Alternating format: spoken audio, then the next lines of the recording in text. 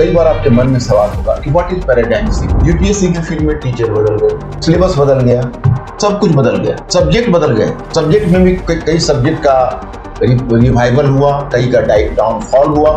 So my friends, everything has changed. The single thing has not changed, and that is the method of teaching. वही पुरानी घिसी पिटी परंपरा, जो मन में आए मनमाने ढंग से आप तो अगर पॉलिटी के टीचर खाली हो तो पॉलिटी पढ़वाइए, कई बार एथिक्स के टीचर खाली हो तो एथिक्स पढ़वाइए। मतलब ना तो कोई सब्जेक्ट में कोई कोहेसिवनेस, ना टॉपिक में कोहेसिवनेस। मेरी इच्छा थी जिस लाइन पर कंटेंट हो उसी पैटर्न पर मैं टीचर की पेडागोगी उसी लाइन पर मैं ड्रॉप। और पेडागोगी क्या है तो टॉपिक से टॉपिक जोड़ के अंडरस्टैंडिंग को डेवलप करिए और सब्जेक्ट को जोड़कर थिंकिंग क्रिएचर बनाइए स्टूडेंट्स, जिसको कहते हैं अंतर अनुशासनात्मक दृष्टिकोण या इंटरडिसिप्लिनरी अप्रोच।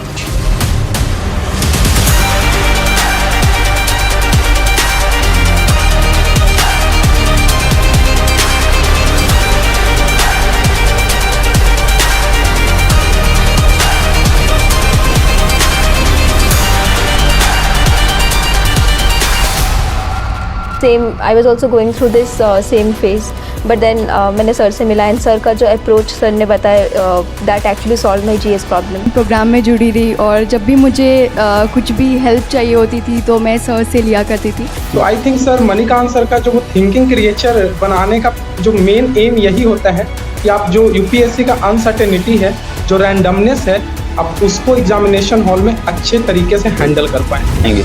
और वो आपका जैसे ऑप्शनल में सर बौद्धिक जुगाली कराते होंगे तो आप जीएस में यूज करिए, और वो यूज आपका जैसे मैंने जो फर्स्ट पेपर में हिस्ट्री है तो उसमें तो होगा ही होगा, उसके साथ एथिक्स के फोर्थ पेपर में होगा।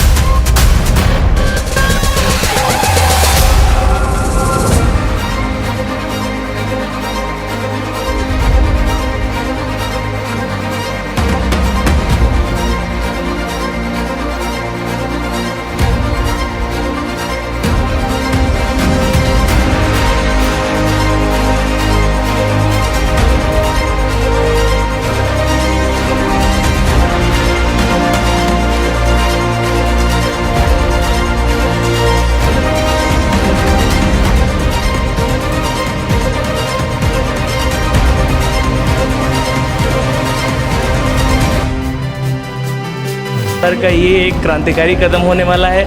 यूज़ कैसे करना है ये हमें सर ही सिखाते हैं।